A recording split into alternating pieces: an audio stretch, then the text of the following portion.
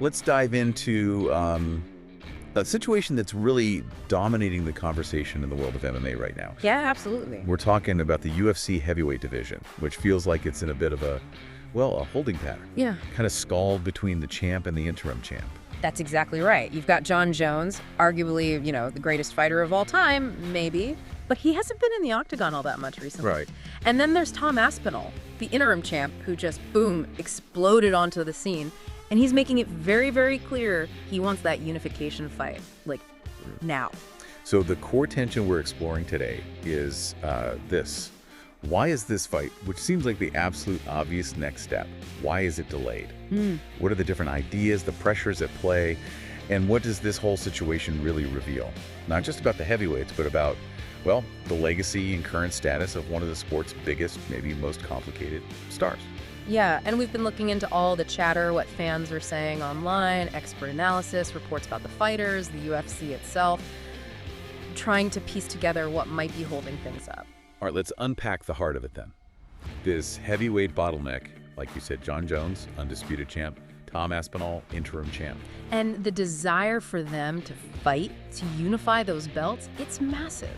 Fans see it as the fight, the one that needs to happen to clear things up at the top. Absolutely. And Aspinall, I mean, he's been incredibly proactive, hasn't he? Very public about going after this fight. Oh, yeah. He's voiced his frustration, basically saying, look, I've done everything asked. I'm ready to go. What's the holdup?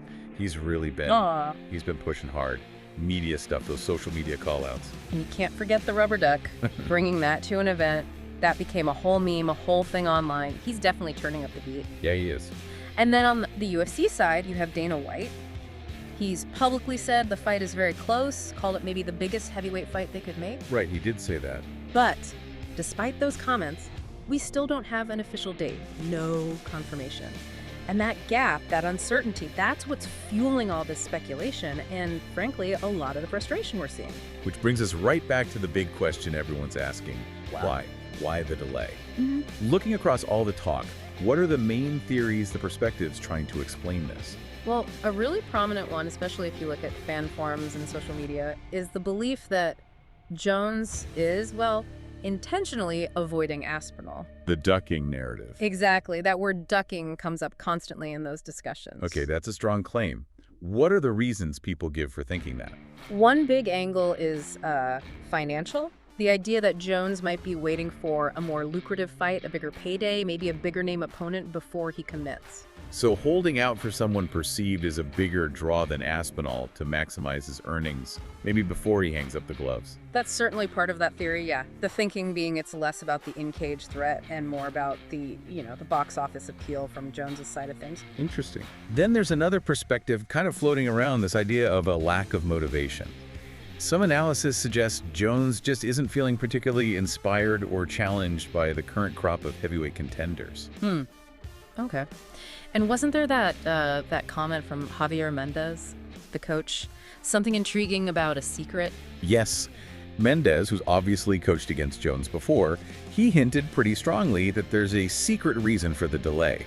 Something beyond just the money or motivation theories that everyone's talking about publicly. A secret. Okay, that definitely adds another layer of mystery, doesn't it? And fuels even more speculation online. For sure. And speaking of online chatter, Jones himself, he's been pretty visible outside the cage lately. That time spent in Thailand, for instance, that's also become a major topic of discussion. Right, his activities there, the photos, videos. People have really been scrutinizing them online, trying to read into his behavior, his interactions. It's stirred things up. All this uncertainty about the delay, about Jones's next move, it's absolutely led to a strong reaction from a lot of fans. You can feel it, can't you? It's palpable. Widespread frustration online, and really strong calls for Jon Jones to be stripped of the title if this fight with Aspinall doesn't happen soon. The feeling is just, the title needs to be active. The division needs to keep moving forward. And this isn't just like random shouting online. It's translating into actual action. There's that petition going around to strip Jones. Apparently, it's gained serious traction, over 130,000 signatures. Wow, yeah.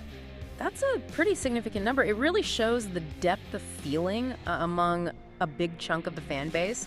They're actively voicing that dissatisfaction. And you could say Aspinall's public efforts the social media, the rubber duck moment. Yeah. It feels like they're tapping right into that fan sentiment, almost amplifying it. He's kind of become the face of that frustration. He really has, and you also hear commentary suggesting the UFC itself, the organization, needs to step in more forcefully, needs to take charge, as some put it. Basically saying keep the division moving, regardless of what Jones decides or when he decides it. Exactly. The argument is that the health and, the legacy of the heavyweight division shouldn't be held hostage by one fighter's plans, no matter how big a star, especially when you have a clear, ready and waiting interim champion. Okay, let's zoom out for a second. Let's look at the bigger picture here. What is this whole situation, and maybe the unification fight itself if it happens, what does it mean for the heavyweight division overall? Well, if that fight does happen, the stakes are just immense, huge. It could totally redefine the top of the division for years to come. It's that classic narrative, isn't it? The established, maybe aging but dominant champion versus the young, hungry, explosive rising contender. Precisely. And the outcome, massively significant for either guy's career, their legacy. For Aspinall, beating Jon Jones to become the undisputed champ, that would instantly make him a megastar. It would truly signal a new era. Absolutely. And for Jones, a win cements his Jew status even further, adds another layer to that already incredibly complex legacy. But this whole situation, it also kind of highlights a challenge for the UFC, doesn't it? Managing these huge divisions, making sure that compelling fights happen without getting stuck waiting on one person, even a superstar. Definitely. And there's even been talk, speculation about what might happen if the Jones fight just doesn't happen for Aspinall. Like the idea maybe he could fight Francis Ngannou, the former champ who left, even if it had to be outside the UFC. Yeah, that possibility has definitely been floated in online discussions. It kind of reflects this desire from some fans and analysts to see Aspinall in a huge legacy-type fight, whether it's for the current UFC belt or not. Shows how dynamic heavyweight combat sports are right now. Now, we do need to transition here because it's impossible to really understand the full context, the intensity of the reaction around Jones, without talking about his complex history, the controversies. Yeah, that's essential context. You can't separate it, really. We have to acknowledge the serious legal and personal issues that have been widely reported as part of the public record and heavily influence his perception. Absolutely. Reports have detailed some really disturbing incidents. There was that police report from a domestic incident. It noted his fiancée was found with blood around her lips, chin, on her clothes, described her as appearing scared, asking police how long until he'd be released.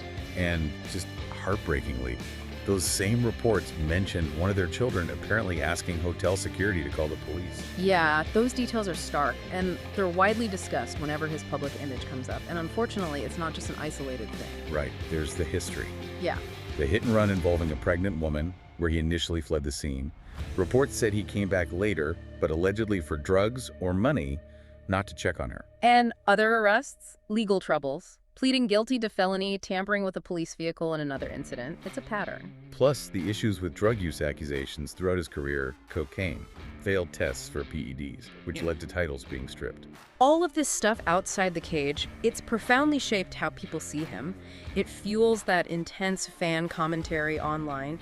You see people using really harsh terms, garbage human, sociopath, right alongside acknowledgments of his incredible fighting talent. It creates this stark, almost jarring contrast, doesn't it? Completely. And that contrast is right at the heart of the debate among fans.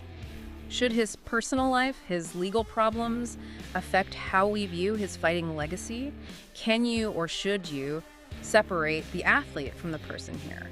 That question really is central to so much of the online discussion about him, his place in history, and even this current delay. And that online discussion, particularly now, around this fight delay and his recent activities, it's become incredibly intense, just boiling over sometimes. It really has. A huge amount of chatter, speculation, especially on platforms like Twitter, Reddit, people dissecting those photos and videos from Thailand. Offering all sorts of interpretations, theories about his behavior, his personal life. Some of it gets really speculative, quite personal.